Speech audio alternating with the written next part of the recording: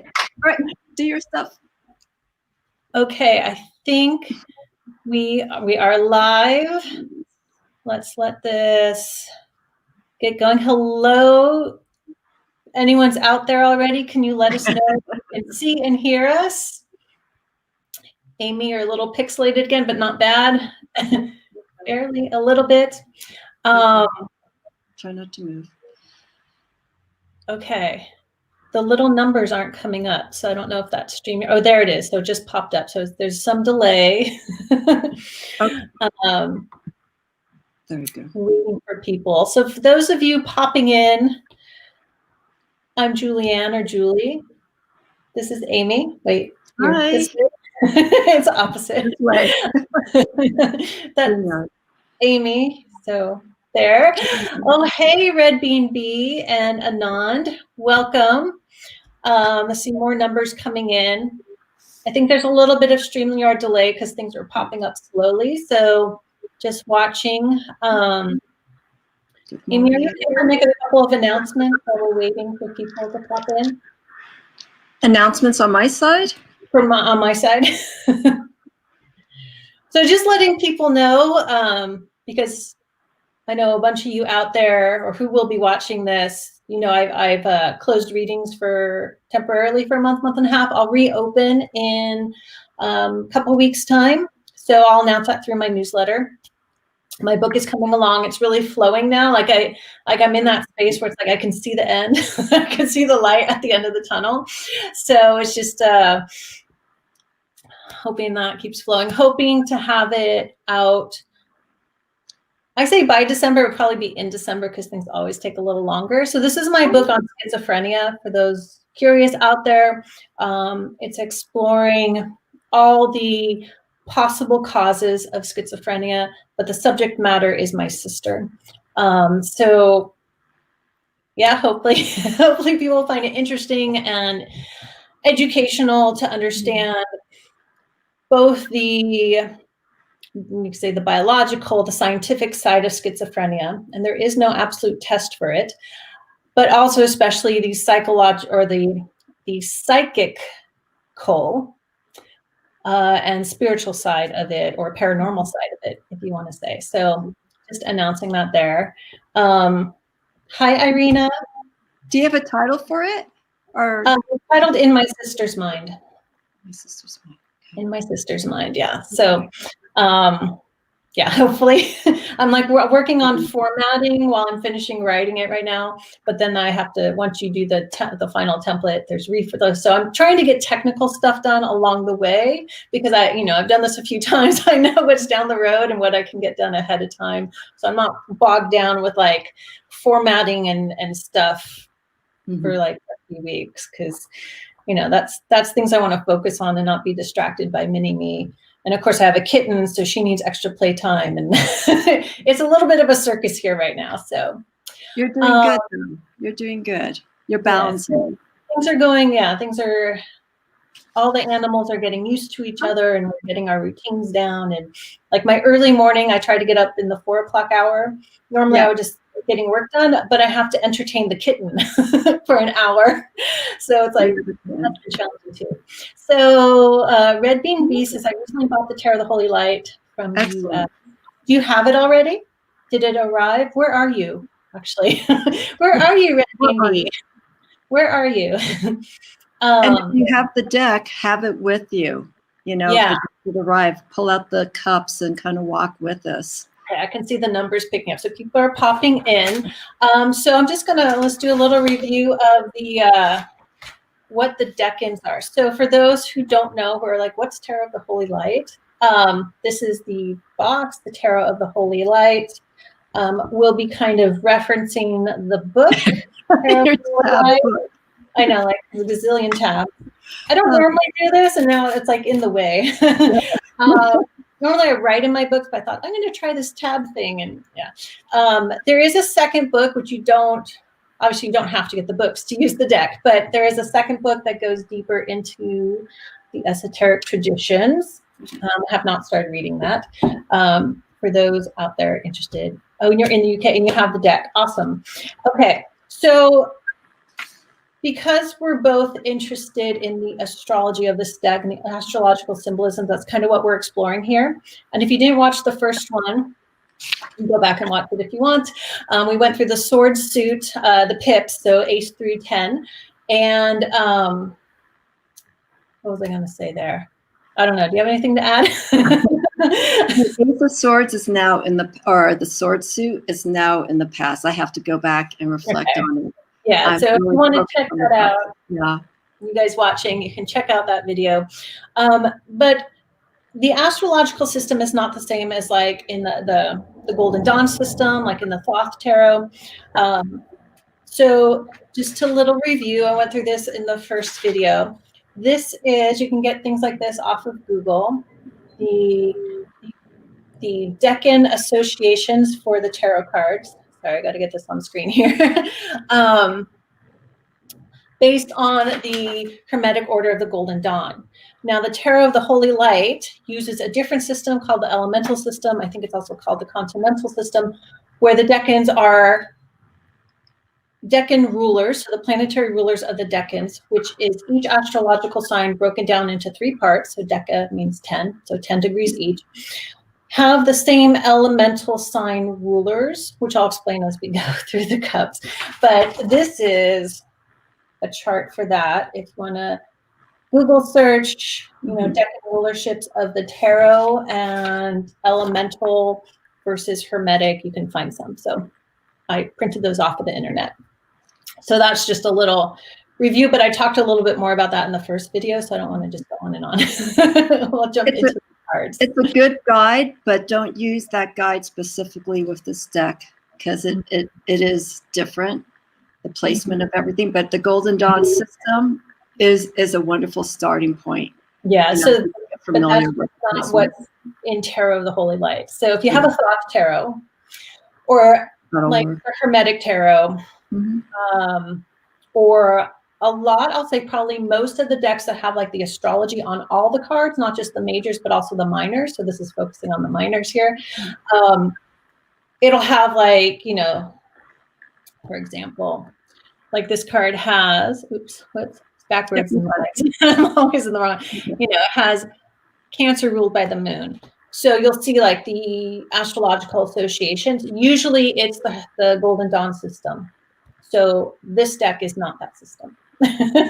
Just say that. But it's a good way, and that's why, especially with Julianne being versed in astrology, in Vedic and Western astrology, I think it's important. And I did mention this deck to her. And did you just already ordered it? Yes. So this deck is very new to me. Amy mentioned it like in August, and I thought, oh, that's been on my wish list. Okay, I'll get it now.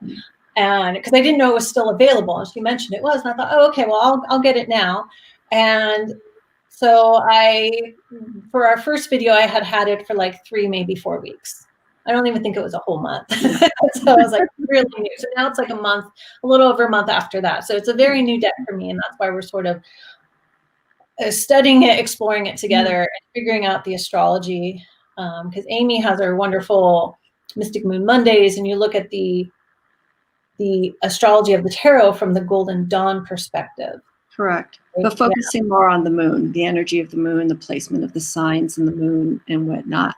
So it's specifically on moon energy, but I do have some videos up on my channel. I think when I go through the Golden Dawn system, the astrological correspondences, I think I have a video that's like over 2 hours because I went through the planets, the signs, based on the placement of the decans. It's very comprehensive, but I like it. But here, we're going to be exploring something different. Yeah. And Christine Payne Towler, she has a way with her words. You have to read almost what she says in each paragraph twice. Because each paragraph has so much information. So I posted also on Instagram that if you're interested in this deck, don't be scared of it. You have to be open to it. And I'm putting more of my spiritual perspective on this deck. Be open to this. Be open to this deck. And it's good for someone who has, they know the Rider-Waite-Smith. I feel that's a good starting point. But don't be so overwhelmed, because I tried with the cups. I brought up my Rider-Waite-Smith deck to compare the cups in there for this deck. I couldn't do it. Completely different imagery and the meaning. So I was going to do it for this one. I did it for the swords, but I figured here, let's just focus on this and we'll break it down. Yeah. And as Julianne was saying, she's going to be more, she has more knowledge in astrology and whatnot, but I like to learn from her and from the book and from other people too, who've maybe already explored this. So anyone out there who's had this deck for a long time, has worked with it, pipe in any questions, jump in. The book is dense. It is dense. And I think we concluded this last time, like, just don't think of this from the Golden Dawn perspective. Think of this as its own system. And also, besides don't be scared by this deck, I want to say don't be fooled by what may look like just simplicity from the imagery. Yeah, because the first thing when I pulled it out, I thought, oh, there's lots of suns and moons on all the cards. I remember you saying that. Yeah, and I'm like, okay. So it is as complicated as it looks, but it's not as simple as it looks. Okay. Yes. Keep an open mind. Exactly. Yeah. Okay. So shall we get started? Yeah. To Cups, into our study, Ace of Cups. Okay. So in Tarot of the Holy Light. So even though I said just ignore Golden Dawn system, I'm just going to point out in Golden Dawn system, the aces are just sort of the general element per suit. So cups is water. In Tarot of the Holy Light, that's attributed, the general energy is attributed to the tens, and the decan associations begin with the aces.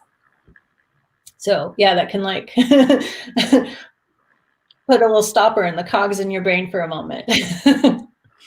So Amy's holding, you're pixelated again, so I'm going to hold on to. Yeah, so we're both in California, and there is like a wind rainstorm going on. It's not raining right now, but Amy's in the mountains, and I think it's affecting her internet. So I'll let you do.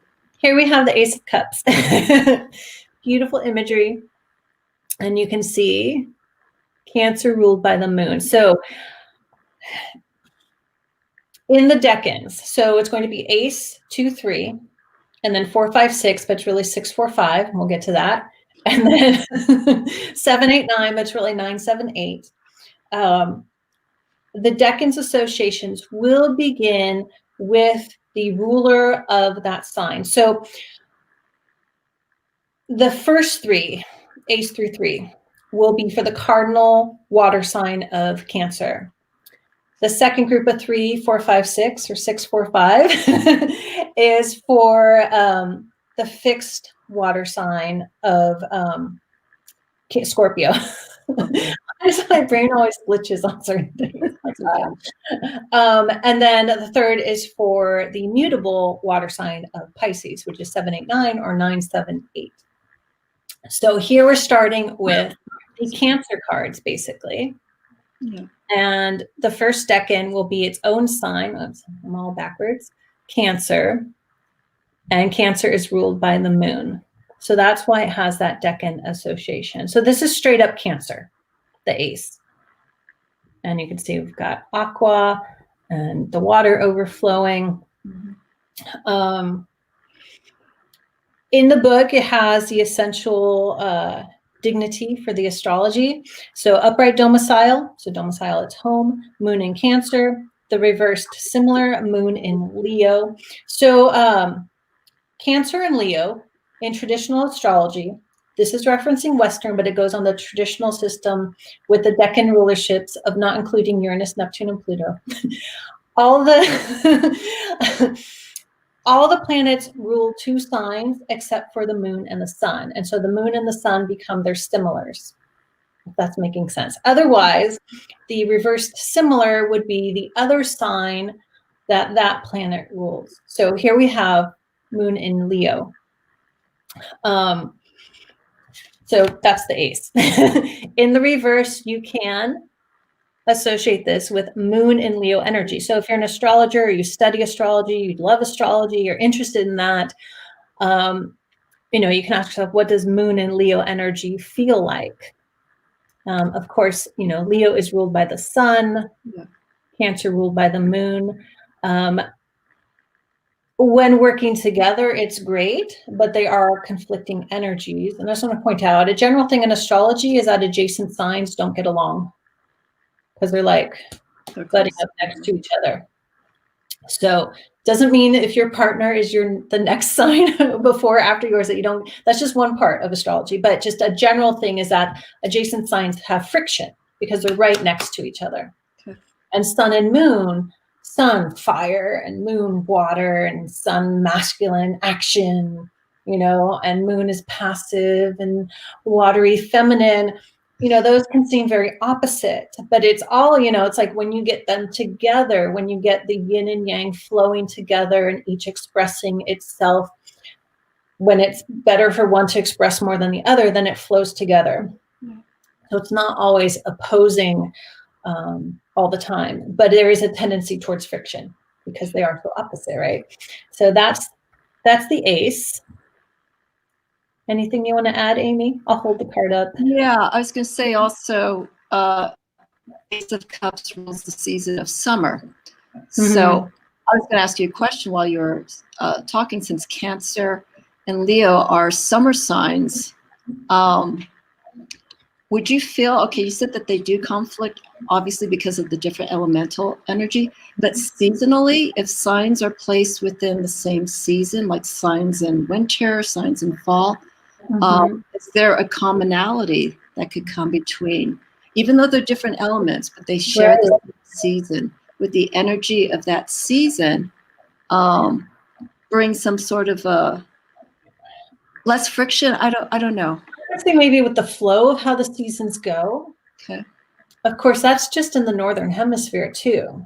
Yes. But at least because we know that we're in the northern hemisphere, Cancer is cooler, and that's the cooler part of summer.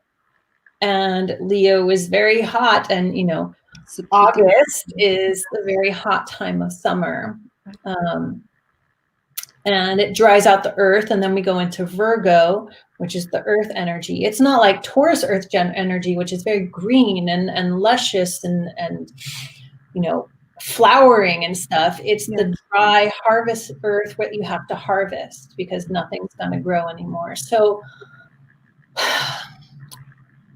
I'd have to think about, I haven't thought about this ever, but I see it kind of as the flow of how the seasons go. Anyone out there in the Southern Hemisphere, you'll have to let us know, for your winter, does the energy of Cancer, Leo, Virgo make sense with the flow of the energy of the season?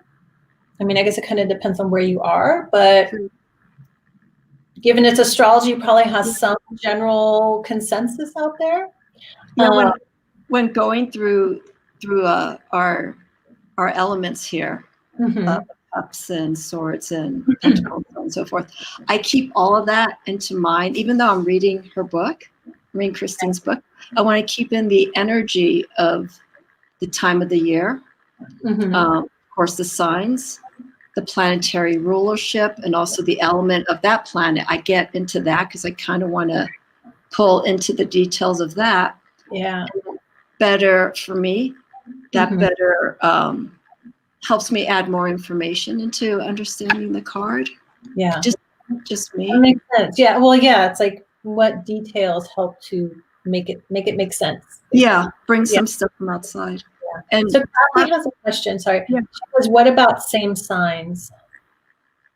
Are you asking if you and your partner are the same sign? Or I was talking about friction signs. That can be great, or you could be too much like each other. I mean, it depends on the whole chart, right? Because the sun sign is just one piece of it, usually very significant, but there can be a lot of the ascendant or rising sign and the moon sign and how your charts overlay. There's so much more to that, but you should have a lot in common actually on some level, because that's the deeper soul level. Okay.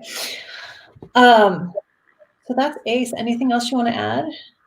Yeah, I'm looking at everything that Yeah. I have. Let me look. What did I Um, mark? What did I tab with all these tabs that I'm not happy with? where I like, okay, Kathy replied. Julianne, Oh, she replied. yes, they are closer together. Off topic, I know. And no, that's okay. I figure if like when we open something up, you can ask. That's why it's like it's a conversation. It's like I know it's like on a chat, but I kind of like this because it's like conversing with a group of friends as best you can, with a chat. But She writes here, the action of the fountain. Can you show the card? Yes. Because I don't know if I'm the card shower because Amy's pixelated today. The action of the fountain introduces the two active elements, air and solar fire, to the feminine element water, enlivening it and purging out microscopic contagion. Thus we can include, healing powers, regeneration to the natural attributes of this element when found in the wild. It's the clearing. Water can take in toxins. Water. I'm showing the card again. Yeah. Water takes in toxins. It's an emotional. Cups deals again emotions, intuitions. It takes in a lot.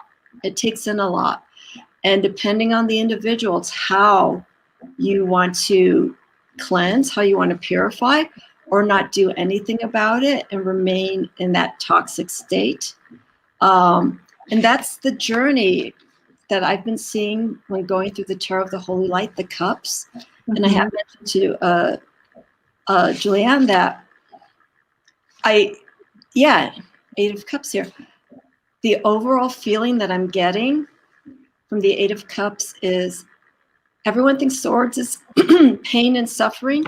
It's held here in the cups because we have to go through that process.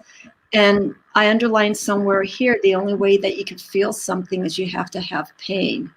And I mentioned reference to the Buddhist way of thinking, you have to suffer, until you become that phoenix rising from the ashes and stuff. And you're just a beautiful new spirit. But the cups here overall, I know I'm going general. That's okay. Hey, Heidi. Yeah.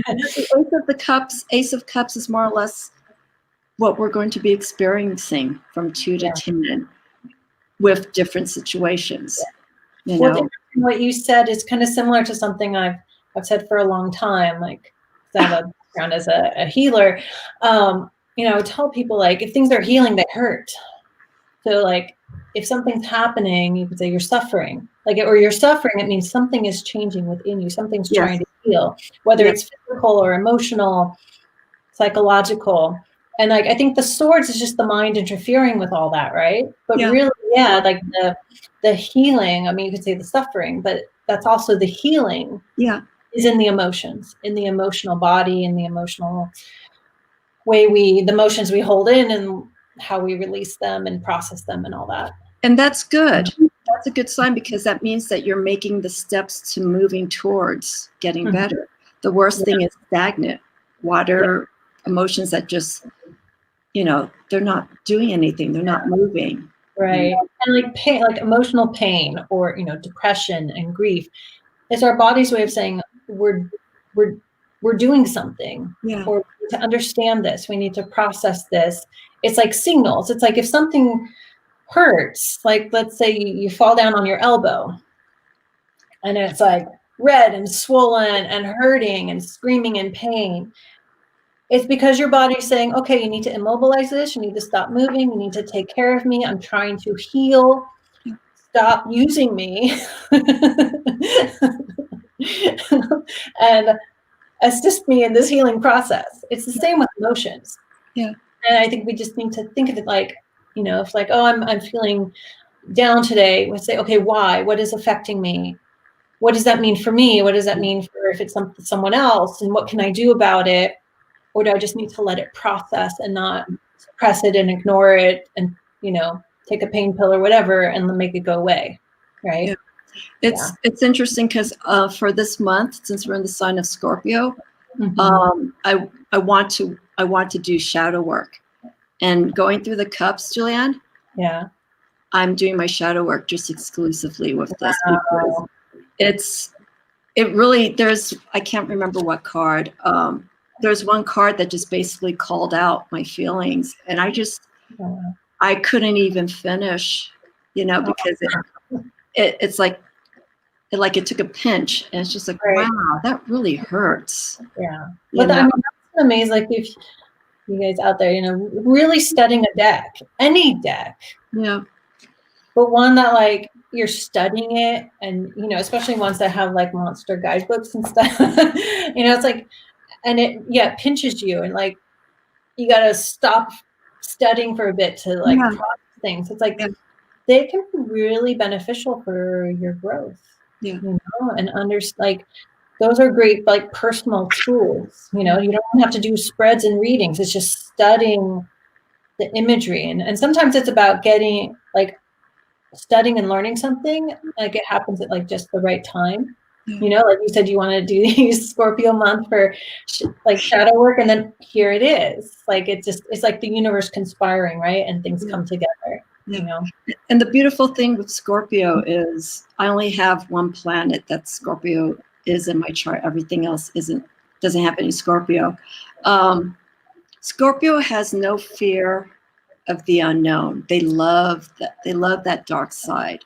Yeah. And so when doing my reading for Scorpio, my Decan reading, like for November 3rd, excuse me, it really got to the point to where it's like, got to go into that dark area, but also to be careful, you need to also have a boundary. So when going through this deck, you're going to be hitting all these pockets, all these different areas, but you also have to not get pulled into it like a void of some sort, and then get lost. And then next thing you're going down that spiral and you're not coming out. You have to take, when it feels like it's getting too intense, you have to stop, like you were saying, and breathe, get out of that place. Take a break. Take a break. Yeah. Look at something else. Look at something that could be a little bit more uplifting, so that you can get yourself sort of back in balance of some sort, something that will lift the vibration. And speaking of balance, so 2 of Cups. Yeah. So here we have 2 of Cups. And so then we move into the second decan, so the next 10 degrees of Cancer. And that's ruled by Mars, because Mars is the traditional ruler of Scorpio. Speaking of Scorpio season. So here, of course, there's 2 cups, and it's interesting, they're not like intertwining like the RWS or exchanging the cups. They are balancing each other out. All right. So one's always reversed, which I found very interesting. And she doesn't, in the book, it's not, this cup isn't like all about, oh, love, love, love, there's your partner,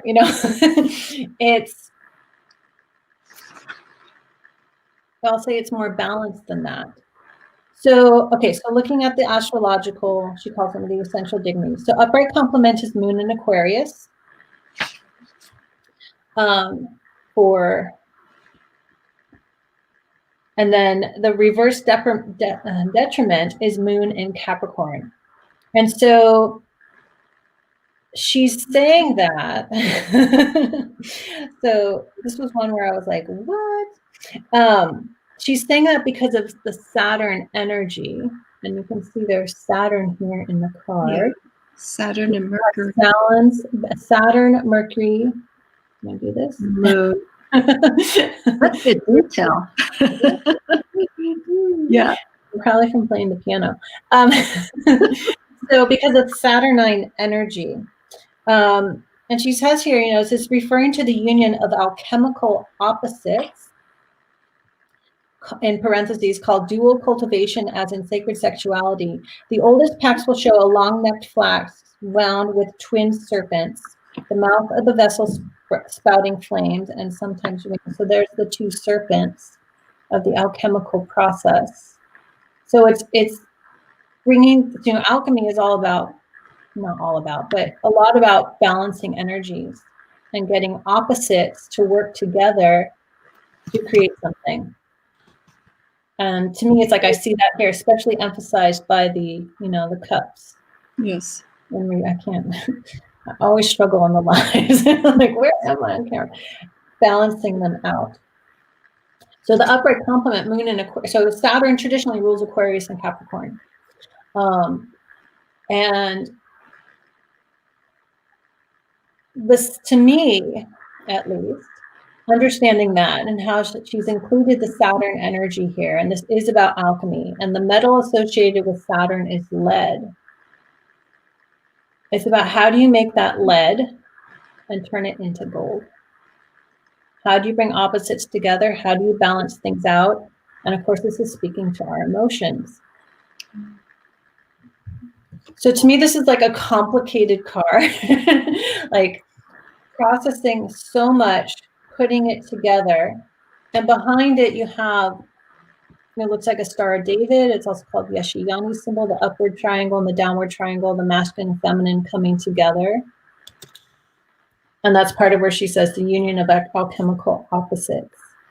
So I felt this Two of Cups, very different from other Two of Cups, but very deep and profound of like, when we are balanced, when we're balanced with ourselves and others, it's never going to be perfect, right? But when we're not totally out of balance, we'll say it that way, we are in a space to give and receive love. And I see these cups and opposite as both giving and receiving in a balanced way. And that's where, quote unquote, alchemy in life comes in.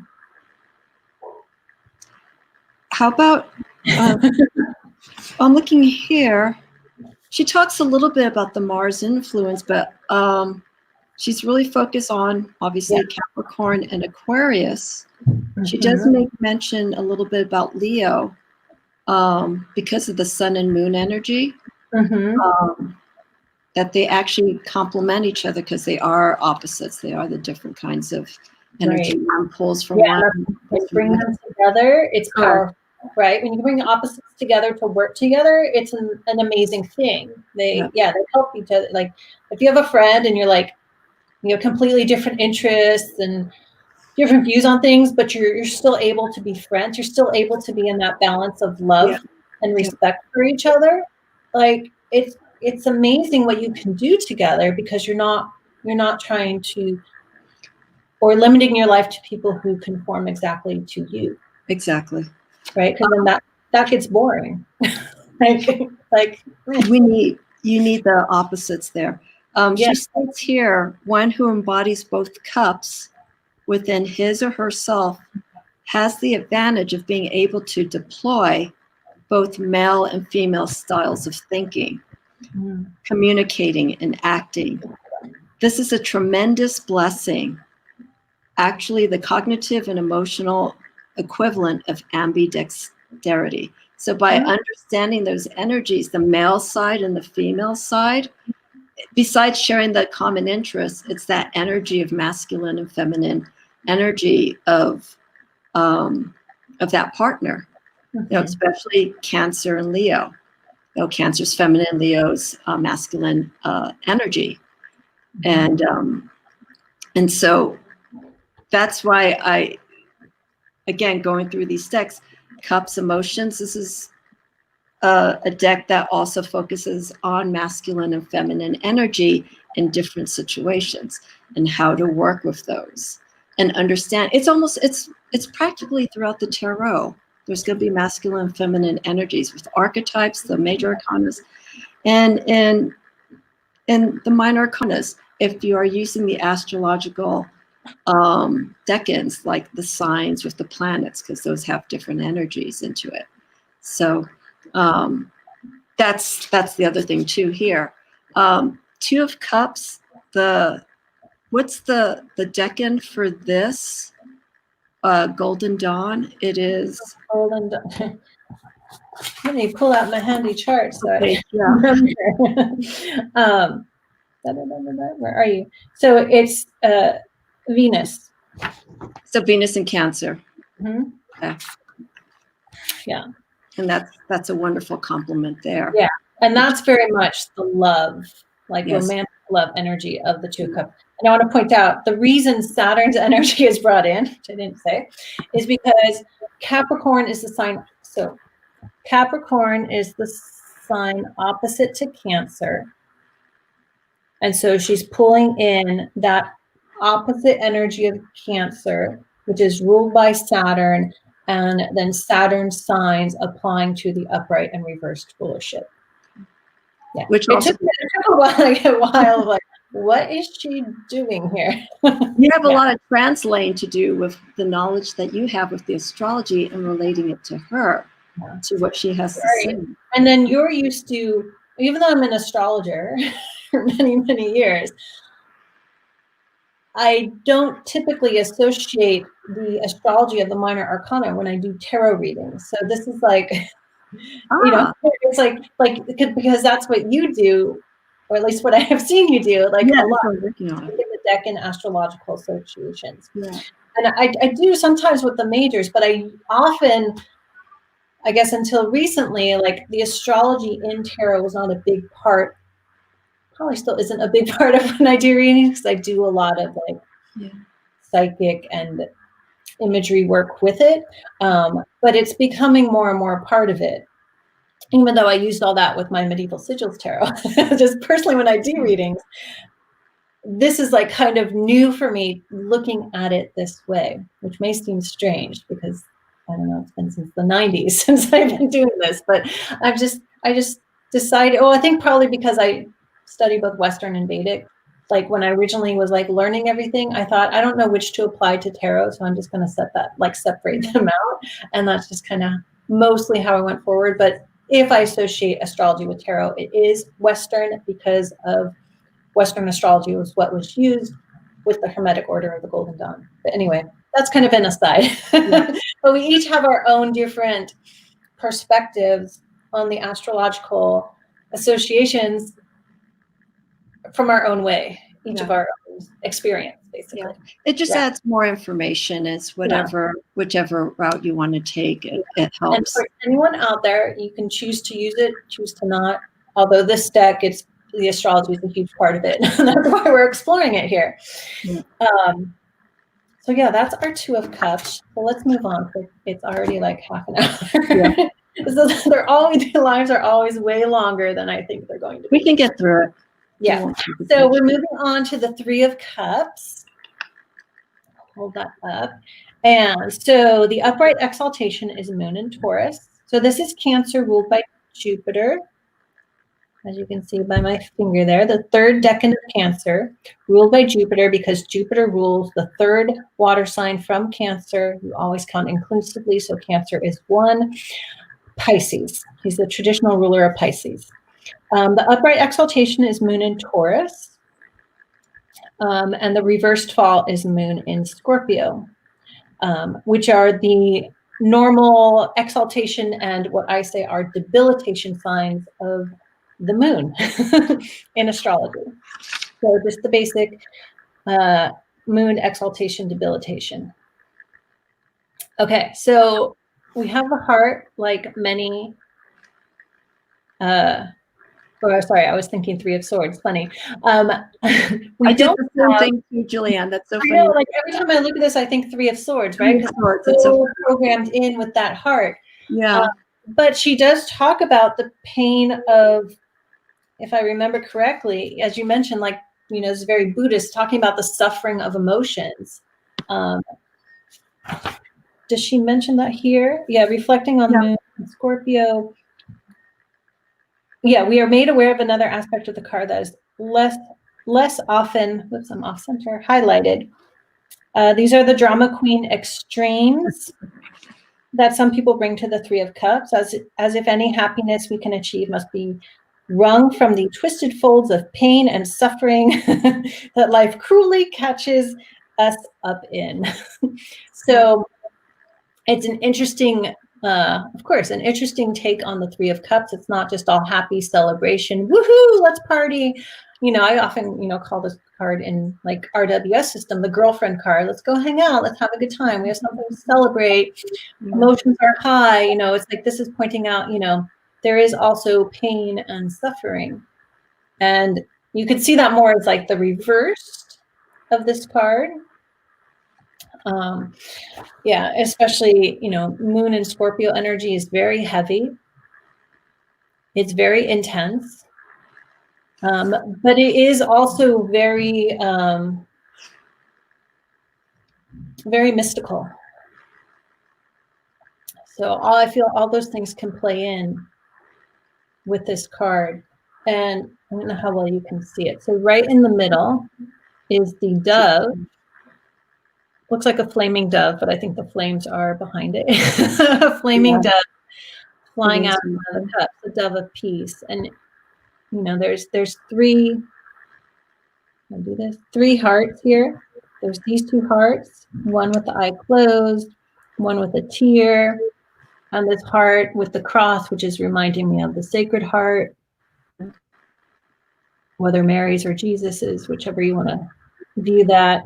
It's like through pain and suffering, our hearts can open up. So it doesn't necessarily mean we have to go through serious, intense pain and suffering, but it's through the pain of acknowledging our emotions and those negative things and working with them. And the contrast of that, like, oh, this is hard and difficult. But because something is hard and difficult, especially emotionally, you're more aware of the things that are wonderful and bring you joy. Yeah. Like you need the contrast. Otherwise, everything becomes apathetic, and you're just drifting through, not really feeling any good emotions or any bad emotions. Some people say the highs and lows, but that kind of gives it a different connotation. You're not feeling the fullness of what life can bring. So I feel that's what this card is talking about. But you get it through, the moon's exaltation, which would be the emotional highest in Taurus, and the deep dark, not necessarily bad, but it's heavy Moon and Scorpio debilitation energy. Not that you have to go to those. They're opposing signs too, right? They're opposing signs, Taurus and Scorpio. So the energy that Taurus sees while in the moon phase or in the moon versus Scorpio is different. But if there is an individual who has a moon in Taurus and you're with someone who has a moon in Scorpio, emotionally, you could probably help each other out in that sense, because Taurus puts that stability and like, whoa, you're going way, way, way, way, way down a different way. While Scorpio's just like, yeah, let's just, they're both fixed signs. So they're both steadfast in their way and their actions and whatnot. So it's, I think it's a nice compliment to see, but again, it's getting that moon in Scorpio to get out. It's almost saying what I said earlier. You don't want to stay dark in that area for too long, and then, you have to come out. Yeah. So Kristen says, wasn't drawn to this deck before, but it is so interesting. Need to rewatch this later and take lots of notes, probably dive in. Yeah, it's a rabbit hole. It definitely is. Yeah. And just to add, like, opposing signs. So let's say you have a moon in Scorpio, which is really intense, and Scorpio moon people out there know this. It's not new. You also carry the energy of that opposite sign. You do. The opposite signs ideally work together in astrology. Correct. They're not always in opposition, as in the sense of against each other. That's just what we need to work with and balance out. And so signs for exaltation and debilitation are always opposite too. Okay. Are they always opposite? I'm pretty sure they're always opposite. I'm pretty sure. Now I need to double check that. Because I create systems of organization in my mind, then I don't have to just memorize. It's like, okay, what's the system, right? I'm pretty sure they're always opposite. Yes. They're going through the file of facts in your mind. Libra and exalted in Aries. Jupiter's exalted in Cancer, debility. Yeah, they're always opposite. Yeah. So I just throw those things out there if it helps other people who just, if you know the system, you don't have to just memorize all those details. Mhm. You just fill them in the system. Yeah. It helps, for me at least. That's how my brain works. So that's our emotional pain and suffering, 3 of Cups. Yeah. It's like the beautiful suffering. That's hard to explain. But sometimes, like when you feel like sad about something, or at least I've experienced this, like just probably because I'm a moon in Pisces, or really like deep oceanic moon. But like you feel, it's like you realize, oh, I'm feeling so much. I'm so alive. Oh my, like, Mhm. wow, that is like, even though it's painful, it's like, it's so glorious because wow, I'm really feeling I'm living life, you know. So Anand is a Scorpio moon. In Vedic astrology, I'm a 29 degree Scorpio. So that's about as intense as you can get. So I do resonate with Scorpio energy. Yeah. You can handle it. You can work with it because you have that moon in Pisces. You're already in that. Oh, Vedic, my moon is in Aquarius. But conjoined Jupiter. Well, my moon is conjoined Jupiter either way, but well, that's the side. We'll not go there. Right. A whole other topic. But I do understand the Scorpio energy. Since we're talking about it. Okay, so we're on to the next, the fixed signs. So the 3 cards associated with the fixed sign of Scorpio, since we're talking about Scorpio, right? And so it's not first decan, number 4, card 4, second, card 5, third, card 6. It goes card 6, first decan, card 4, second decan, card 5, third decan of Scorpio. For those of you who are watching and are like, wait, what? So in the Tarot of the Holy Light. In the Tarot of the Holy Light, in this deck. That's why we're exploring this and figuring it all out together. So we have our 4 of Cups here.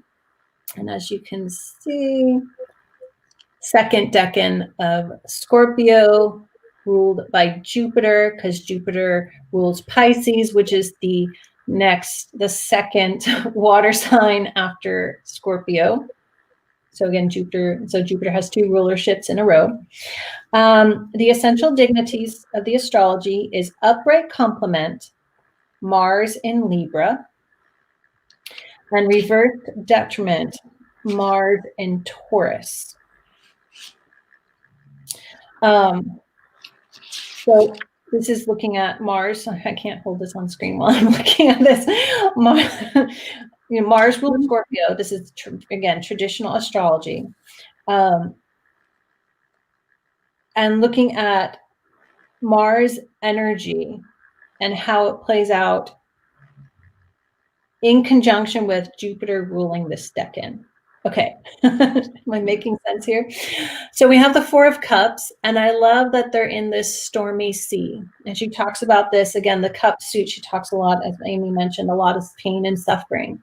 Like these stormy emotional seas. What is going on? But the sun is there. The Jupiter energy is like, this storm goes on and on and on. Let me see what I made a big note here. What did I note on? I'm going to try and hold the card up. Does it look better so you can? It's really pixelated. Yeah. Wait, I'm just going to try to hold still. Here, let me use my other hand. I'm sorry.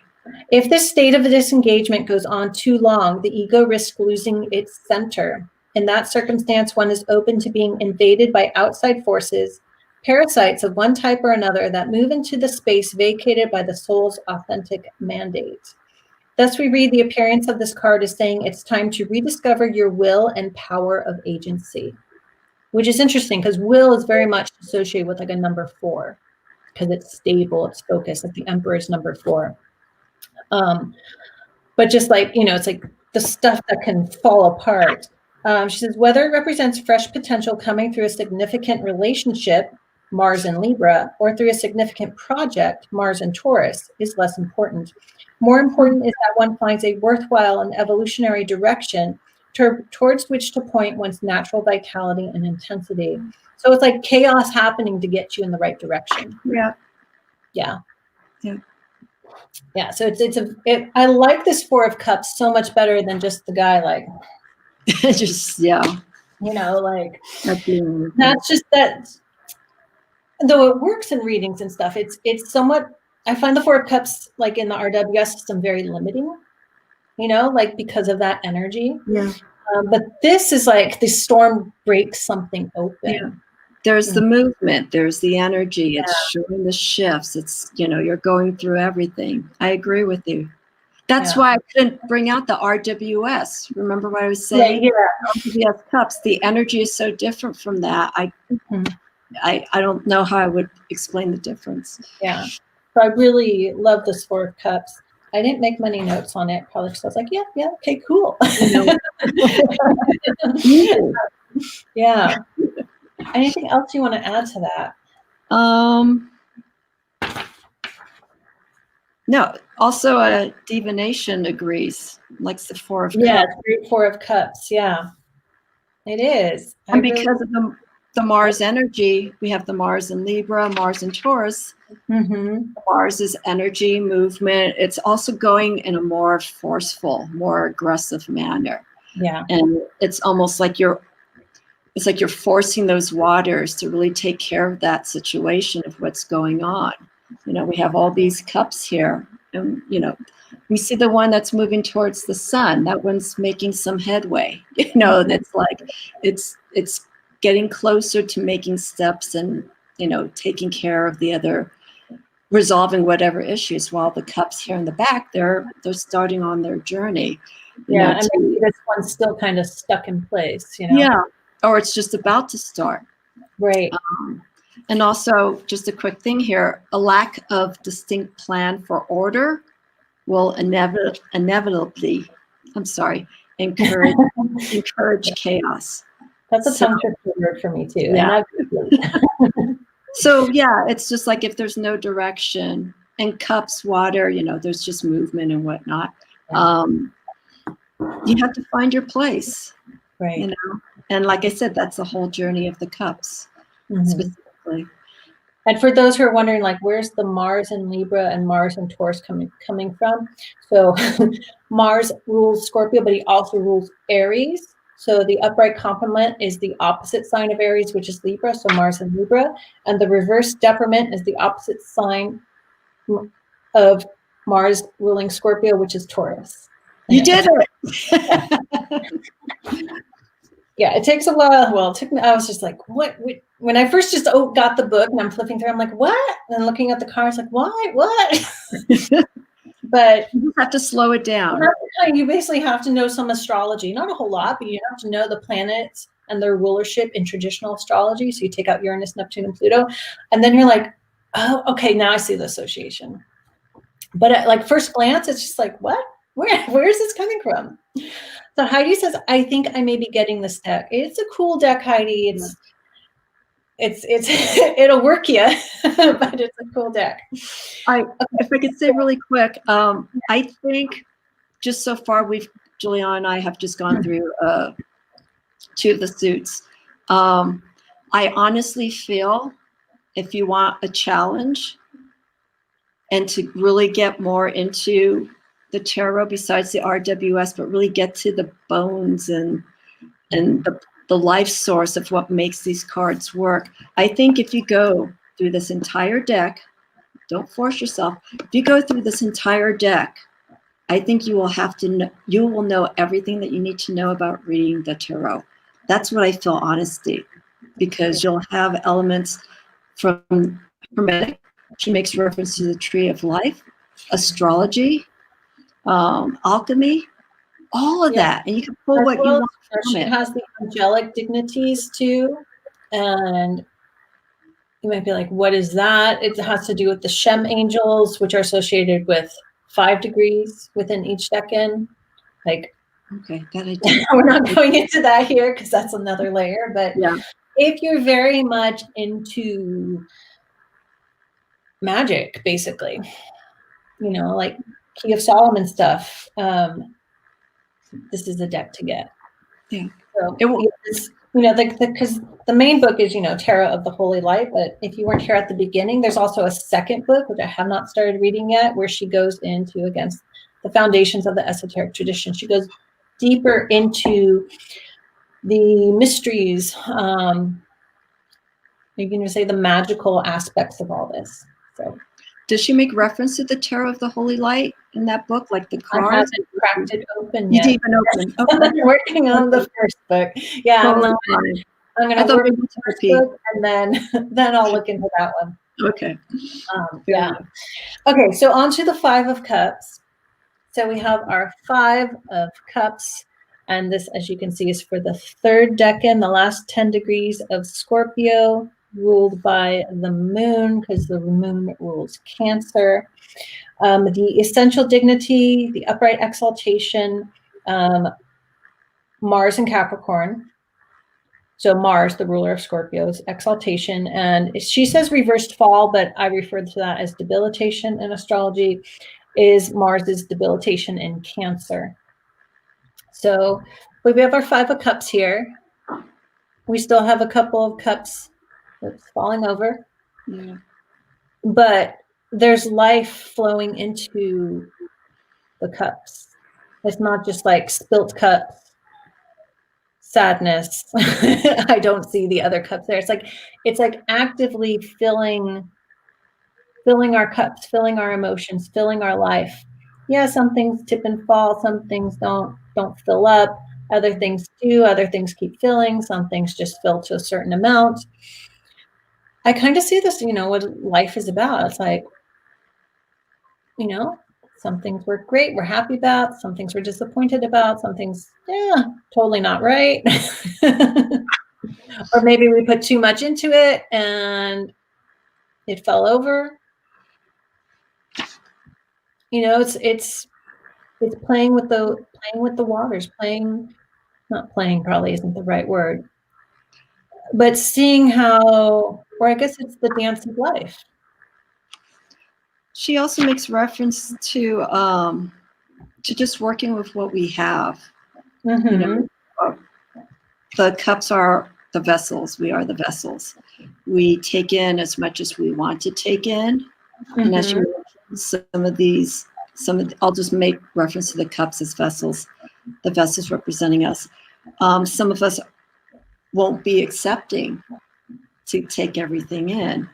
And so it's that process. You work with what you have. If your cup is half full, third of the way full, or overflowing. Also, when it's overflowing, that you have to be careful with, because that's like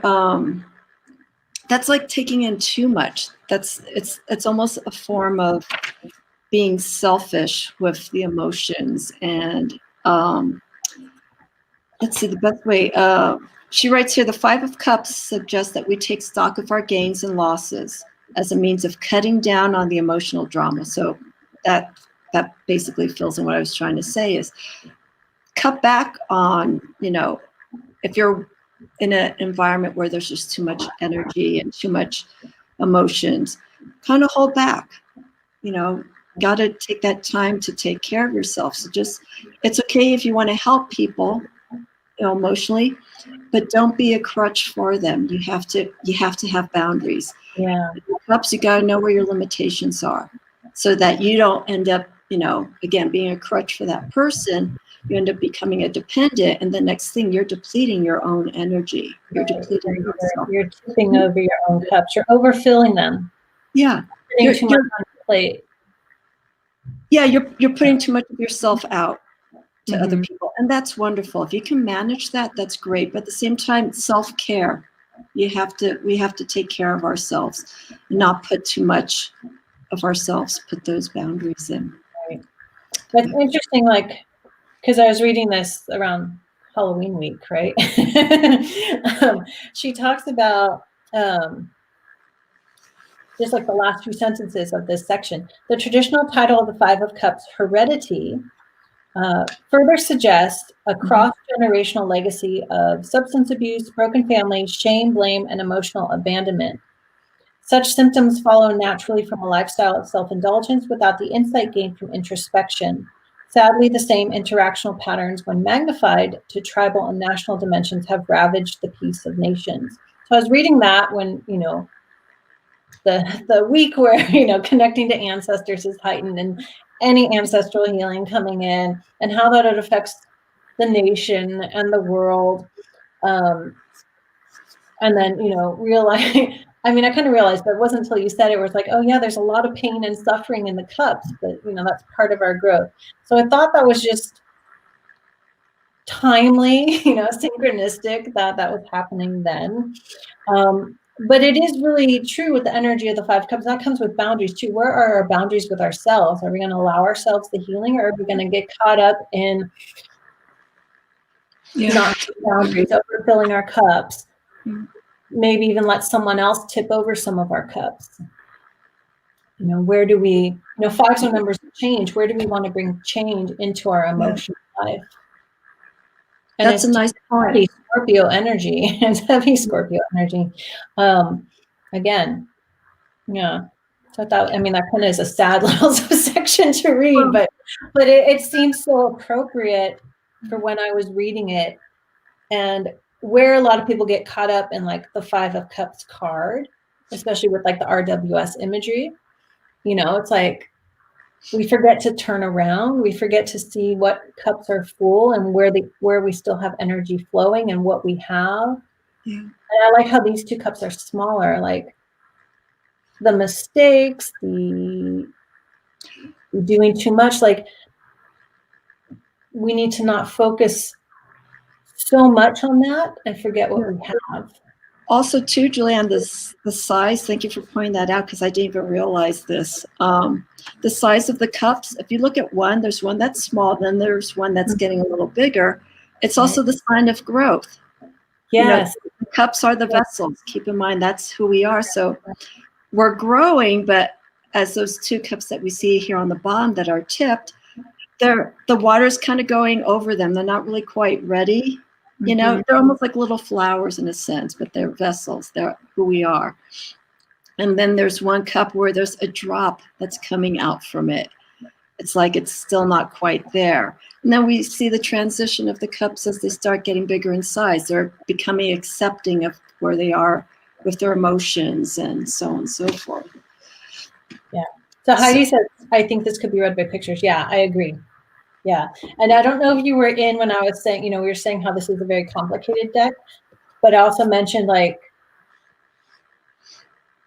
don't be fooled by its simplicity as well, because it can be read by the pictures. Because, when I first got the deck and looked at it, I was like, oh, there's just a lot of sun and moons on the cards, and a lot of I was like, I knew there was more to it, but my first impression was like, there is so much more to it. Even though the images, in one sense, look simple, they're quite complicated. Yeah, absolutely. Okay, 6 of Cups. Moving on.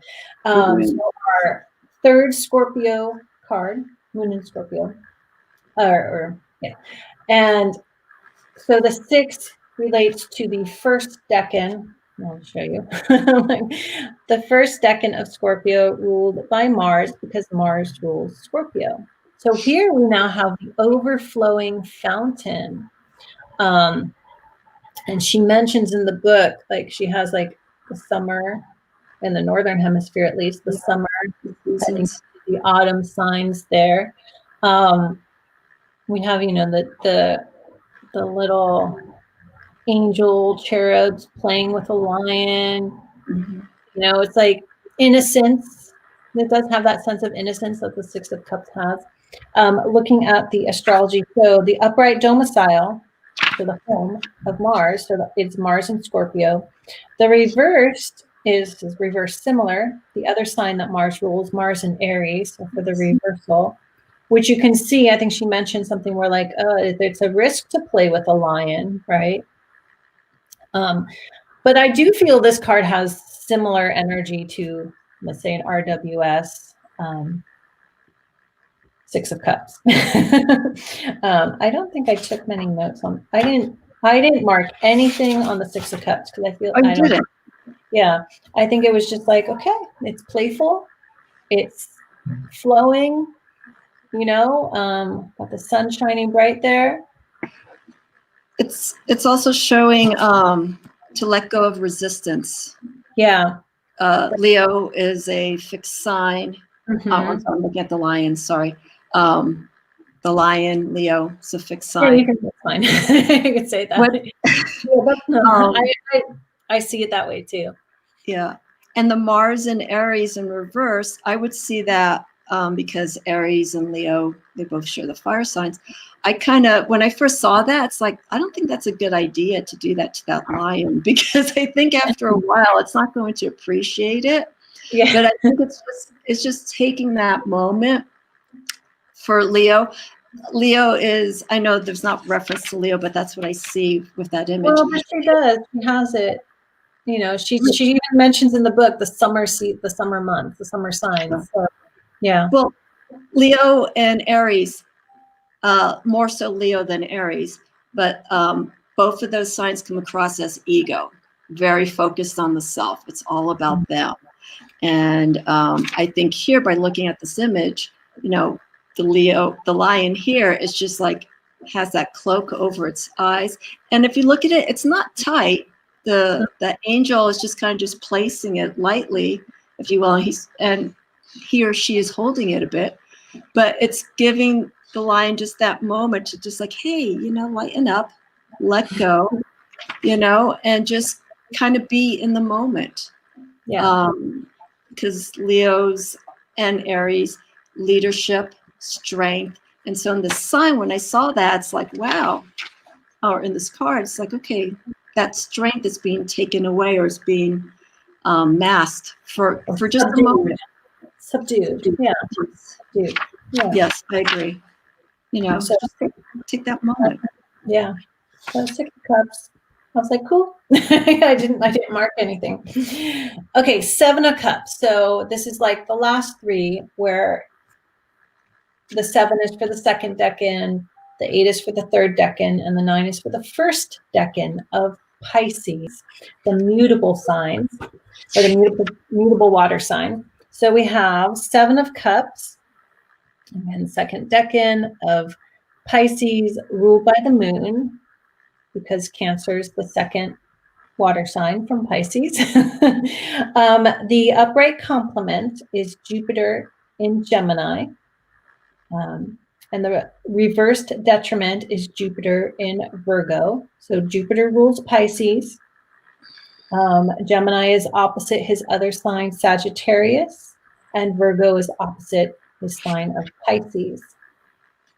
So it's focusing on the Jupiterian energy, even though it's moon ruled, or Pisces ruled by moon. So all this Jupiter energy is very expansive. And that's an energy I feel with this card, with this, I'm going to hold it close, like this expansive, like real image. It's actually like the phases of the moon. Well, you can guys see that. There's tons of like little bits of astrology in all the cards. It's really tiny. So it's, if you have the deck, you can look at it. Yeah. I was going to ask you. The cups and the 7-headed, what does she call it? A dragon? Is it a dragon? But that's like, 7 heads. Like it's very Jupiterian energy, which is expansion and growth and a lot of stuff, right? And 7 of Cups, we have our options, if you want to look at it in a traditional sense. Let me just see what I marked here in the book. Yeah, right here. Let's hold this up. Okay, Jupiter's traditional role is that of mentor, teacher, and guide to Mercury. So Mercury rules those 2 signs of Gemini and Virgo. Jupiter encourages Mercury's natural intelligence and confidence while correcting his immaturity and short-term thinking. That's cute. I'm having trouble holding this. Jupiter is much more slow-moving and deliberate than flighty Mercury can ever be. Jupiter therefore offers the experienced perspective of an elder, specifically the co-regent of the late fall and winter signs alongside Saturn. So it also brings like control in a sense. And I like that she, Jupiter, how she mentioned Jupiter's traditional mentor teacher, because in Vedic astrology, he's called guru, which means teacher. So this is, yeah, a sense of like control, but still the curiosity of Mercury energy. Like what's in all these cups? Or you can see these heads. It's like, what can I see? What all can I see here? Or because it's cups, what all do I feel here? And what does that open up for me? Yeah. So do you see it's the balance of the way Mercury perceives things, and then using that perception to just have that environment there and just expand from it? I don't know if that's I don't know if that's be. Yeah, it's almost like I feel with this card and how she's created it. It's like you have all these cups, you have all these you could say desires, you have all these wants, or I feel I want this, this, and this. And Mercury is like, ooh, let's have that and this. But Mercury's flighty, right? So it can't quite decide. Jupiter brings in sort of like the teacher. I'm kind of seeing like the wise, like Karate Kid teacher, like, okay, here is something that will help you find that right direction, where to take this energy, or where to guide your emotional guidance, you can say. Well, that makes sense, because Virgo is a sign of where everything needs to be detailed. They're very specific. They're very analytical. And that's actually Jupiter reverse, though. Jupiter and Virgo. Well, that's the reverse. Well, because that can be a little, even though Virgo's a mutable sign, it can be very rigid. Okay. But the Gemini energy is a lot of that flightiness. Which is like, do I do this? I want to do this. I want to do this. Oh, look at that. Oh, hey, how about this? And Jupiter sort of brings in the reins. Like, here. Okay. Go in this direction and see where that takes you first. It may not be the final direction. Okay. And that may lead you to another cup. Where Mercury energy is just, to me at least, very ungrounded. Even though he rules Virgo. Virgo is very conflicting. That's the opposite in a sense. Yeah. So the Jupiter energy here is like, it helps to center it, you could say. Maybe not necessarily ground it, but give it some weight. Yeah. It's like tying something to a helium balloon so it doesn't just go off. It's like, it's it can still there, around, but let's just keep it from flying off, getting caught in a tree, that kind of energy. And it's also just temporary, because at some point you're going to have to move on and make those choices, or, make the changes that are needed. But yeah, I think the Seven of Cups is it's no different, because it does hold similar attributes. Yeah. To what but we completely see. Different, completely different image than saying RWS. Yeah. Of course, this is different than Thoth and Marseille, but those are okay. 8 of Cups. So we have our 8 of Cups here. As you can see, so this is now the 3rd decan, so last 10 degrees of Pisces, ruled by Mars, because Mars rules Scorpio, the 3rd water sign from Pisces. Okay. The essential dignity is the upright exaltation of Jupiter in Cancer. So Jupiter's, who rules Pisces, exaltation in Cancer, and his, she writes reversed fall Jupiter in Capricorn. I would call that debilitation. And so here, if I can look at this, here we have, I'll have you talk a lot on this because you have a lot to say. A very different looking 8 of Cups.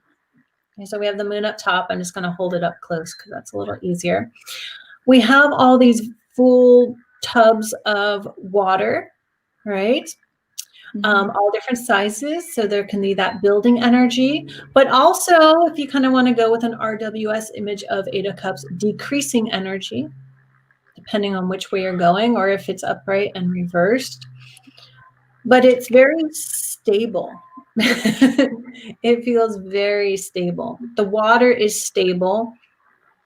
It does look like it's steaming, it's warm. There is what actually looked like sperm coming out of the big one, which I found interesting. Yeah. Some are, the big one is filling a smaller one here, but it feels like the water is, this sounds funny, the water is in its element. And so emotionally, you know, let's say you pull this card, your emotions are in their element. Their guidance is clear. You know what you want to feed, right? The one feeding the other one. You know what is you're done with. You maybe are ready to finish drinking those cups. And yeah, it just feels very stable to me. Would you feel because of, but it's also reversed. I'm reading Jupiter and Capricorn, but I'm reading it more on the upright side. Do you feel because of the stillness in this card, it's becoming from the discipline aspect of Capricorn, but it's not influenced by Saturn, but just keeping things simple? On a positive sense, yeah. Okay. But reverse, on how a would I? negative sense, Yeah. Reverse, it could also be stuck, right? Okay. There's no like movement. Water doesn't flow out when you dump it upside down, but it's not. Yes. Emotion, you could say emotional stubbornness. Because you know, Jupiter and Capricorn energy, though Jupiter's expansion, his debilitation of Capricorn constricts that. It holds it back. Sometimes it holds it back. I'm going to use my face. Sometimes it holds it back necessarily. You know, we've had Jupiter in Capricorn. He moves out end of this month. Yes. This month we're in December. I forget which system he moves to. I think it's December. He's about to move out of Capricorn. He's been there. He was reversed through late spring, most of the summer. And a lot of people ask about this because, you know, Saturn and Jupiter have been in Capricorn. Pluto's there too. They do like come to exact conjunction soon, November or December. I forget which system I'm thinking for the time frame. So I usually pull my ephemeris out, but around soon. And people are like, you know, worried about that. But, you know, in this case, Saturn has the upper hand. It's his sign. And Jupiter's debilitated there.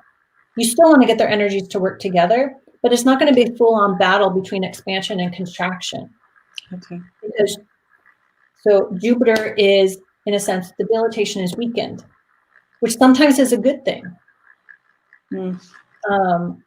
So this could, you know, the reverse energy is like, it's not time to move on from something. It's not time to, you know, pour that water, whatever. It could be, you know, it's time to sit still and not expand on something.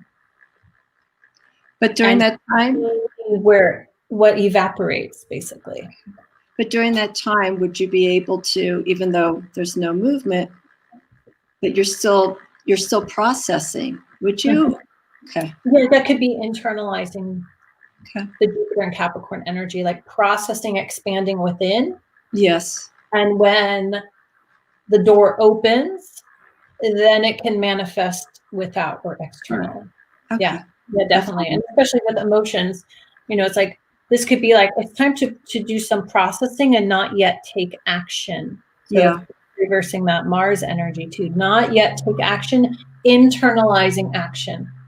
So reversals, retrogrades, debilitations often indicate an internal process rather than an external. And it's not necessarily bad, but on the surface level, people think it's bad because they want things to happen in their lives. Like, I want it to happen now. Yeah. No, you got to process something internally. And hopefully you do that. And then when the time is right, it happens. What you reminds me of the hangman. Yeah, kind of. Yeah. You have to put things around to really get to. Yeah, that's interesting.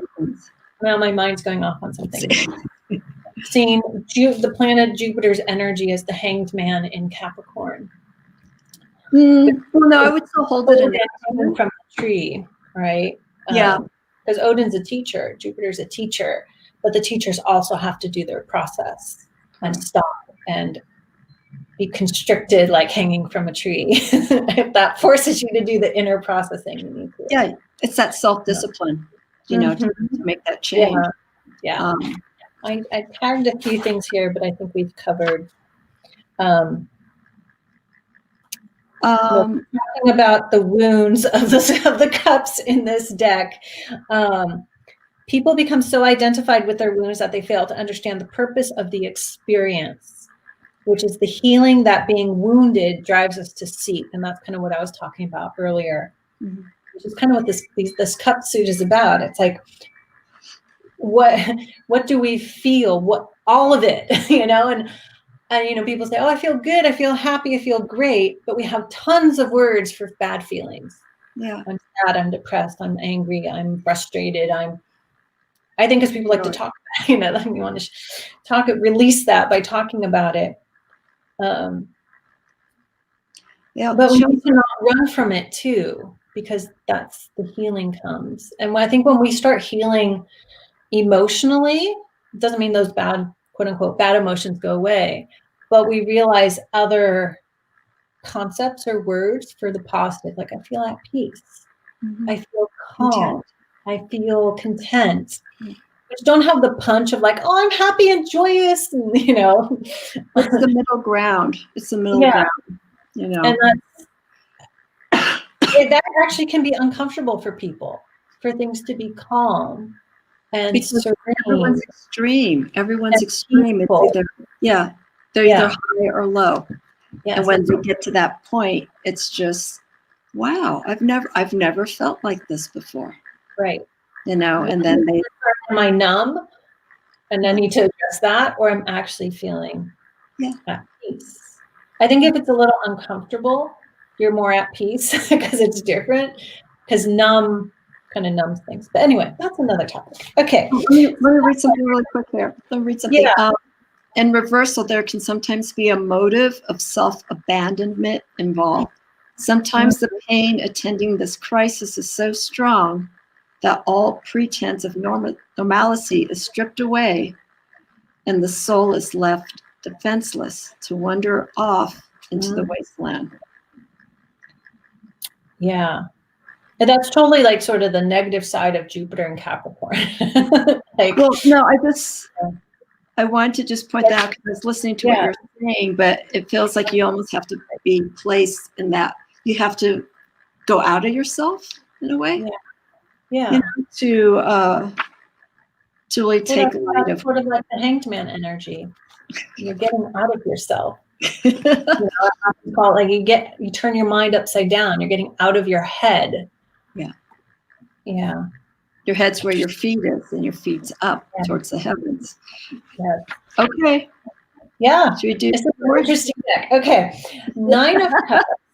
So this is the first. Where am I? First decan of Pisces. So the first 10 degrees ruled by Jupiter, because Jupiter rules Pisces in traditional astrology.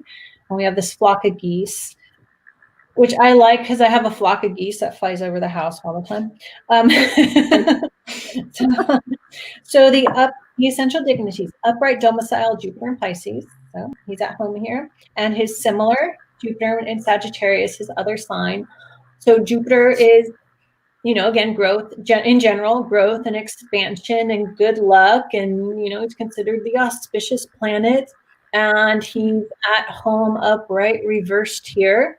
We have the tree full of stars and cups and flowers and happy geese flying by. It says here, sometimes this card celebrates victory, showing the winged goddess.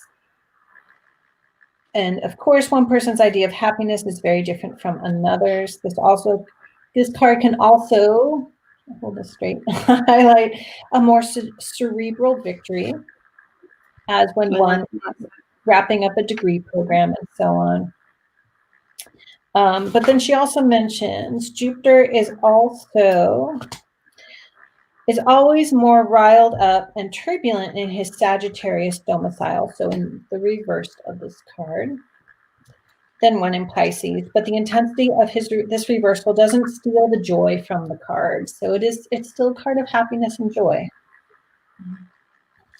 But with Jupiter and Sagittarius, being that that's the planet's ruler for the sign of Sagittarius, when it's reversed,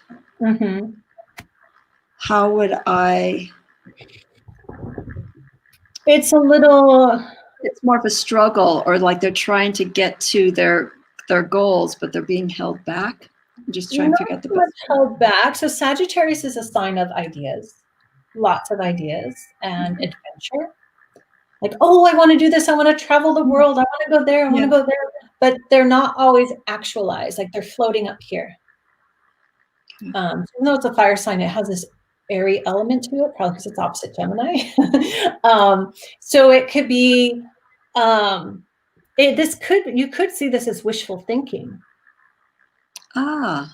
Possibly unrealistic, maybe realistic.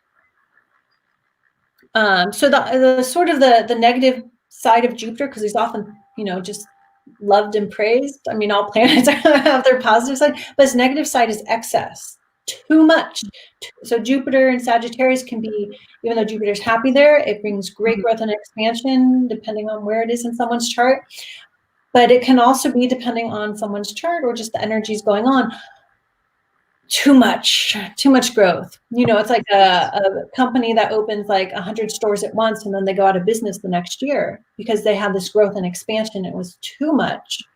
And so the opposite happened. So this can be too many ideas, over expansion, or just struggling to handle everything, but still happy about what's going on. So Jupiter in Pisces is a little bit more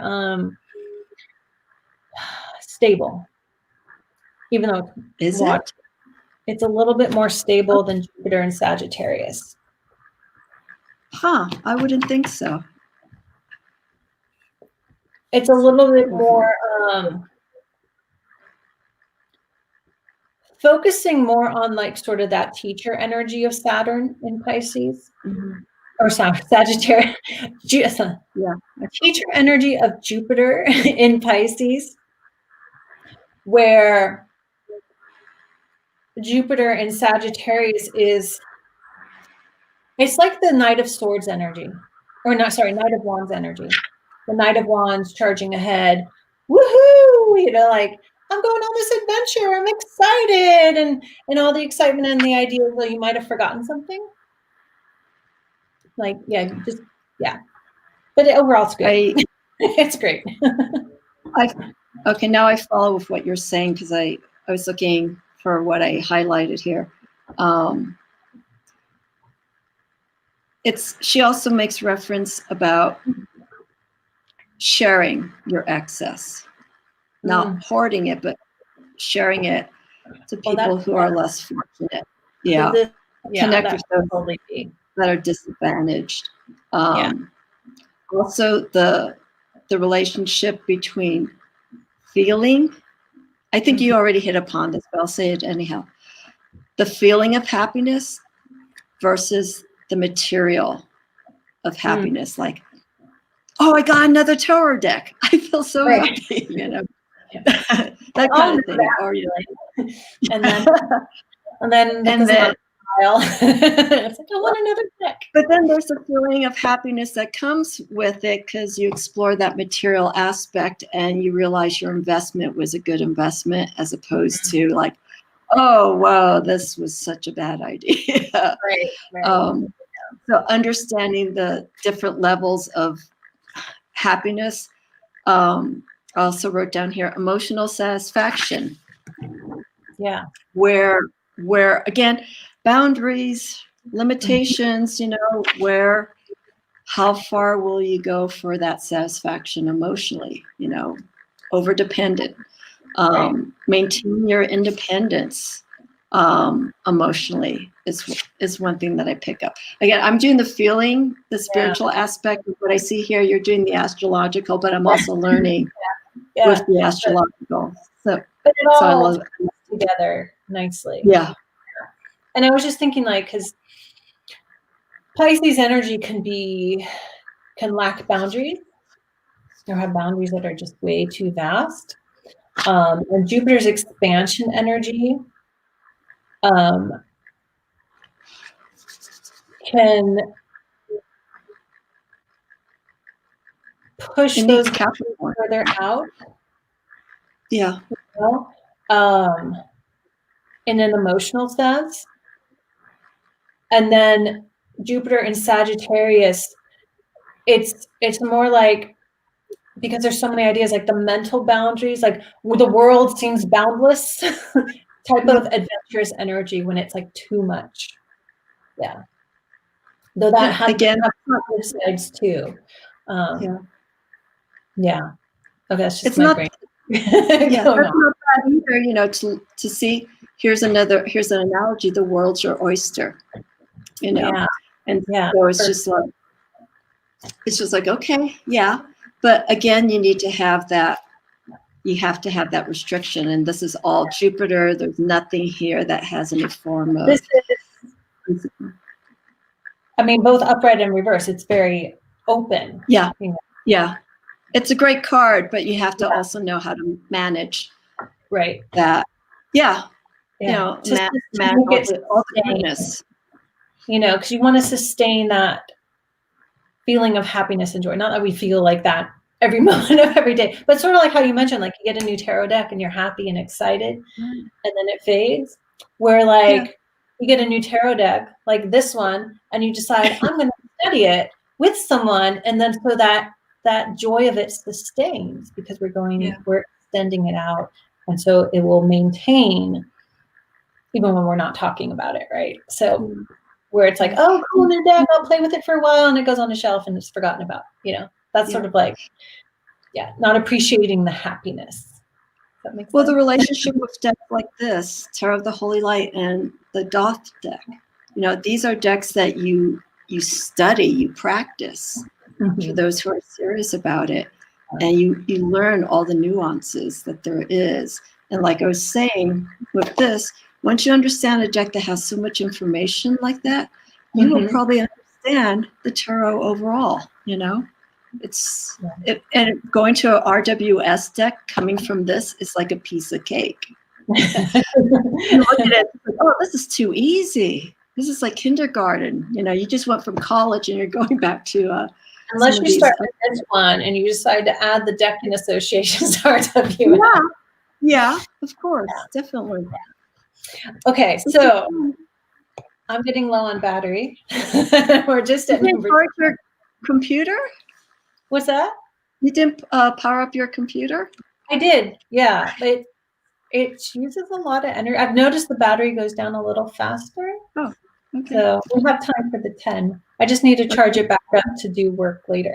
But lives go so long. I'm like, oh yeah, an hour, and it's like an hour and a half. Okay. So last but not least, we have the 10 of Cups. And as I mentioned in this deck, the general elemental association is with the 10s, not the aces. So we have water trine, or we just say the water signs, Cancer, Scorpio, Pisces. This is a very fulfilling, satisfying 10 of Cups. It has a similar energy to, say, an RWS 10 of Cups. We got the sun rising with the eye there. We have this wheel of alchemy in the background, the anchor and the cross, which he talks about in the book. Anchor holding down. So there is no, planet, because it's just the water signs. It's not, there aren't any upright and reverse planetary associations. I'm just going to read the reverse section, just a sentence here. Reverse, this card emphasizes, I can hold this up and read at the same time. The anchor sinking into the pentacle buried in the heavens. The heart of matter reaches into the world of the ideal, seeking a truly fixed frame of reference that isn't constantly churning the way the material plane does. The ego craves evidence of a world beyond the current turbulence. But to find that evidence, the soul has to reach past its known experience through yearning and desperation to finally penetrate these obscuring clouds and arrive where the dove can assist. So the dove is up at the top. Mhm. And it just started pouring rain a whole bunch. I don't know if you guys can hear it, but it's nice Oh, to hear the rain. the storm's moving towards you now. Oh, did it pass through you already? But overall, I mean, just the feel of this card, looking at it, even have a little house there. It's just very, it's when all this water energy comes together. And, you know, the alchemical symbols, little alchemical wheel there. It's like when the elements or whatever we're trying to create comes together. And we do find that even if it's just for a moment, that gold, that satisfaction. I also like the rainbow, because the rainbow, I think this is the way I interpret it. The rainbow is salvation from all the challenges. It's like, this is the outcome. If you go through this entire journey emotionally, like you said, it's a culmination. Mm-hmm. It's, you know, look at everything that you've gone through, and this is what you come out on the other end. It's also, I want to read here, the tearful sun is just one breakthrough away from awakening to a sacred celebration that will forge an unbreakable bond with the greater cosmos and all of life here below. You know, it's like, it's exhaustive, but you're almost there, you know. Yeah, and I kind of mentioned the tear when you said, you know, it's like the tears of joy. Yeah, you know, it's like, oh, relief. You know, it's like this perfect happiness doesn't just happen. Yeah. For most people, you know, it's like you do the work, you know, the emotional work, the inner work, the life work, you know. Yeah. It's prominent again throughout the suits of the tarot. Mm-hmm. There's that journey that we go through, and it's going to be hurting. It's going to be creative, but there's going to be challenges along the way. When you get to this point, you're like, oh yeah, this hurts so good. Good. You know, it's like, you just, all the experiences build up. Yeah. Not just the painful and suffering ones, but the good ones, and you learn from it, and it builds and builds and builds and builds. Mm-hmm. And then you come to the 10, and I'm kind of realizing why she made the 10 the general water one, or for each element, because it all comes together. Yeah, it all comes together. And then of course the 10 breaks down to the 1, and then it starts over again. Yeah. She writes here, the timeless 10 of Cups gives us plenty of psychological and spiritual space to meditate, shed outward identifications, and looking deeply into the crystal clear and passive world of spirit. And that's what we're trying to get to. We're trying to get to our true selves and let go of everything. Again, it's throughout all the suits in the tarot. It's just the element that's the guide through those suits that help you get through those challenges or through those goals. You grow from it. Yeah, and you can see, you know, each suit, the journey through each suit as an elemental focus of, like, you know, the grander journey of the major arcana. You know, this is like the emotional journey, and the swords is the mental journey, and you know, the wands is the creative journey, and the pentacles is our material journey. Yeah. So yeah, quite interesting. I'm really loving this deck now. Like, you know, it's like really comfortable with it. And I finished like that beginning section. I'm like, wow, this is And I like decks like this. This is a well thought out deck. And that's also where I want to say, if you have this deck and you've looked at the imagery and you're like, you think it's simple, like it's just because it is, you know, it's really good digital collage art with a lot of astrology in it. Like it's more complicated than it looks, and it's well thought out and well put together. And I like decks like that. Yeah. Maybe because there's a lot of decks that are coming out now, and I feel like they're just another deck, you know. Yeah. You know, it's not. It's unfortunate. I guess I like, you know, when the magic or the mystery, the esoteric is considered in an esoteric tool, rather than just, oh, here's another pretty deck. Yeah. These decks are rare, because I think a lot of people who are creating the decks nowadays, they're doing this to create the deck because they feel great about what they want to represent. But this is something that I think right now there are maybe a few people that are in the process of creating an esoteric deck, but there's not hardly any decks out there that are comparable to this, the Hermetic Tarot. I'm talking about newer decks, not decks that have been around for a while. I think Tarot of the Holy Light could be the newest deck that relates to what we're talking about. Great. And does it in such published originally? Not that long. 2016. Yeah, I mean, look at that. That's just like 4 years ago, going almost into 5. And I think I did mention when I spoke to Christine earlier this year, if I heard her correctly, she is working on another deck, but it's going to take a long time, you know. So don't build up your hopes. But if we get the deck and we study it and we know it, probably by the time we finish knowing it, her next deck will be ready. We can work with it. Right. So we will see. Okay. Well, that's our cups. Yeah. Not a lot in chat. I think I can see people listening. This is definitely a video that I'm just listening on, unless you want to look at the cards. Yeah, does anyone have any question or thing they want to add before we sign out? Give it a minute here. But yeah, this is fun. So next time we'll be in Sagittarius season, so wands. Yeah. We'll and the section for wands here is very thin. It's not as thick as the other sections. Yeah, I was looking at it. It's like thin in comparison to the swords. And, hi, Brianna love. How are you? Hi, Brianna. We're just wrapping up. I don't know if you've been listening. We're just finishing up. We're just saying, so next chat we'll do sometime in December, in a month or so, or whatever. It will be the Wands of Tarot of the Holy Light. Yay. So Kristen says, thank you both. You're welcome. It is a deep deck. And these videos are up, and anyone who has it can watch and explore with us at any time.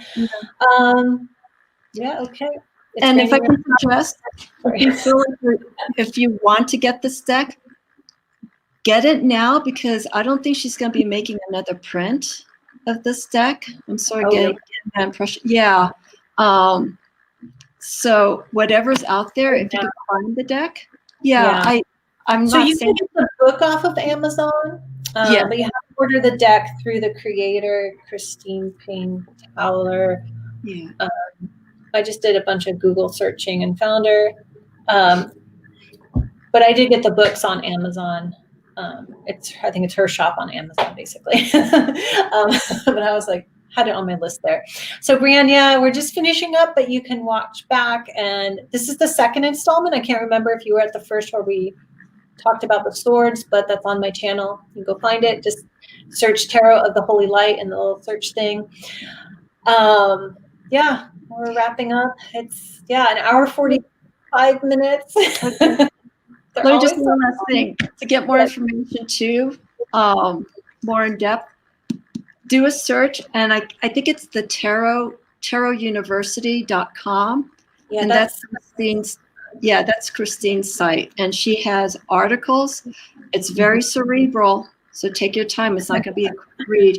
But if you want to get some more information about that, go to her site. You can read a little bit about her and her journey to this deck and the resources that she went through for this. She makes historic reference to the tarot, which is really important, so you understand where she was coming from and where she was getting her information from. So there's historic information, a little bit, not too much.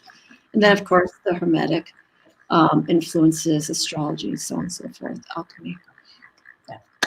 I'm done. All right, everyone. Thanks for being here. Thanks to whoever's watching on your own. Enjoy your exploration of Tarot the Holy Light. We'll be back next month, December 2020, sometime with the wands.